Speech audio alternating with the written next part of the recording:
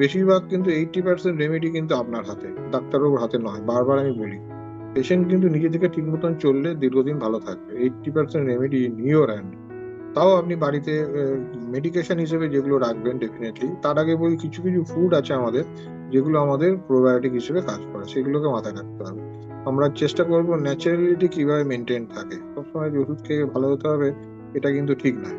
Naturality কিভাবে খেতে হবে মানে আপনার কিছু কিছু প্রোডাক্ট আছে বেসিক্যালি, প্রচুর পরিমাণে ইয়োগার্ট আপনি খেতে পারেন। ইয়োগার্টে প্রচুর প্রোবায়োটিক্স আছে। ইয়োগার্ট মানে আমি টক দইয়ের কথা বলছি, যেটা দেখুন ডায়াবেটিক পেশেন্ট, নন ডায়াবেটিক পেশেন্ট সবাই খেতে পারবে।